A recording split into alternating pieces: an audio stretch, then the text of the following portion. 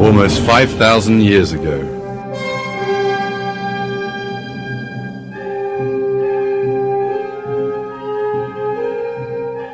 In the fertile soils of the Middle East, pagan religions prevailed in Mesopotamia.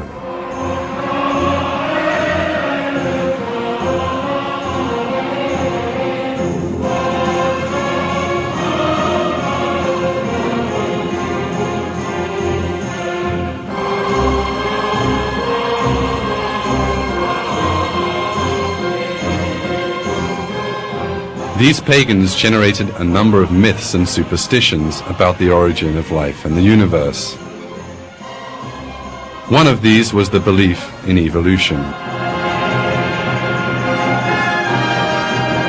According to the Sumerian Enuma Elish epic, life first appeared spontaneously in water, then evolving one species from another. Many years later, the myth of evolution found fertile ground in another pagan civilization, ancient Greece. Some Greek philosophers, calling themselves materialists, accepted only the existence of matter and counted matter as the original source of life. Consequently, they resorted to the myth of evolution, inherited from the Sumerians, to explain how living beings came into existence.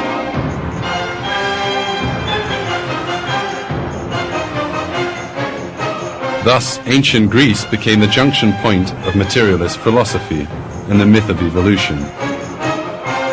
The pagan Romans later cherished this heritage.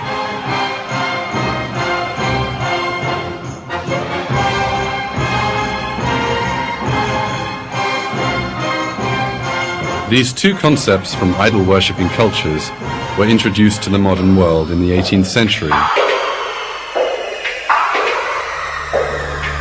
Some European intellectuals, influenced by ancient Greek sources, who accordingly adopted materialism with one common belief. They were completely against the very idea of monotheistic religion. The book by the renowned materialist Baron de Holbach, The System of Nature, was considered the principal source of atheism. In this context, the French biologist Jean-Baptiste Lamarck was the first person to give a detailed account of the theory of evolution. Lamarck's theory, which was later refuted, maintained that living beings evolved from one another through slight variations over time.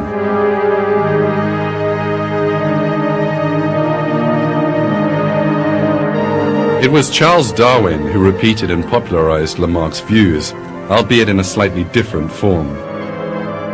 Darwin revealed his views in England in 1859 through the publication of his book The Origin of the Species.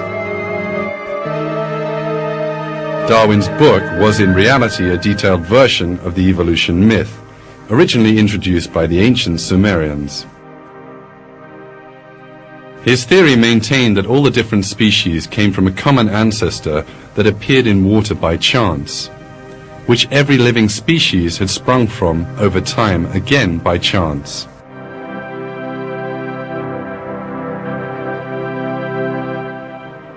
This assertion of Darwin was not based on clear scientific grounds, and hence was not extensively adopted by the scientists of his time.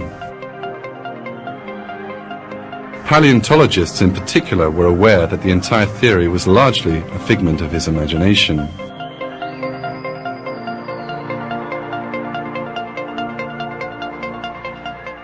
The fossil record revealed that living things did not undergo an evolutionary process from primitive to the complex. Even the living things which lived hundreds of millions of years ago possessed the same complex structures of their counterparts living today. There was no trace of transitional forms that Darwin assumed to have existed and which were supposed to link one species to another.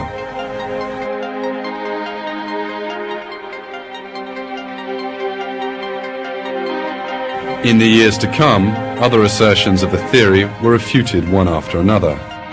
Biochemistry revealed that life was too complex to have emerged by chance as Darwin claimed. It was realized that even the random formation of the simplest protein molecule was impossible, let alone a living cell itself. Anatomy, on the other hand, showed that living beings had distinct designs and were created separately.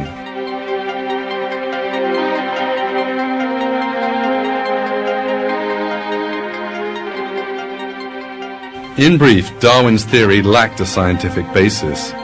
However, the theory was quick to gain political support, since it did provide the so-called scientific basis for the dominant powers of the 19th century.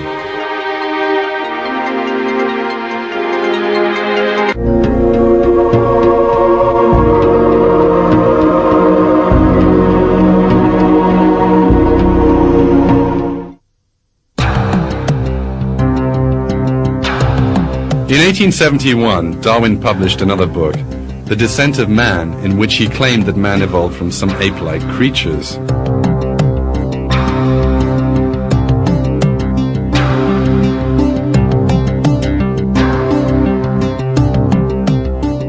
Darwin was unable to provide any evidence supporting his claims, but clearly fabricated some imaginary scenarios.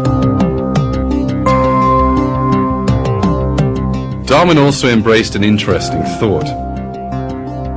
He asserted that some races were more evolved and therefore more advanced than others, whilst other races, on the other hand, he considered still to be at the same level as the apes.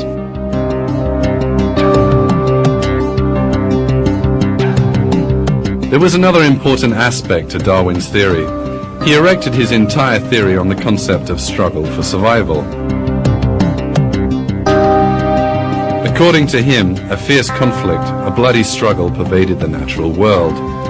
The strong always won against the weak and thus ensured development.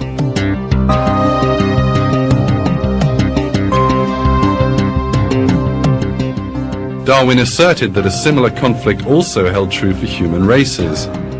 Even the subtitle in his book, The Origin of the Species by Way of Natural Selection, or The Preservation of Favored Races in the Struggle for Life, explicitly reveals his racial views.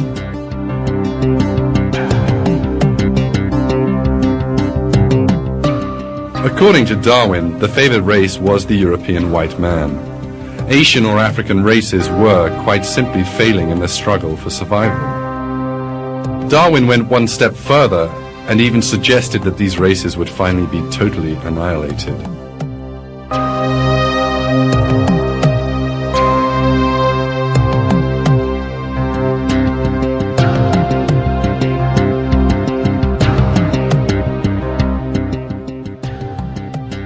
At some future period, not very distant as measured by centuries, the civilized races of man will almost certainly exterminate and replace the savage races throughout the world.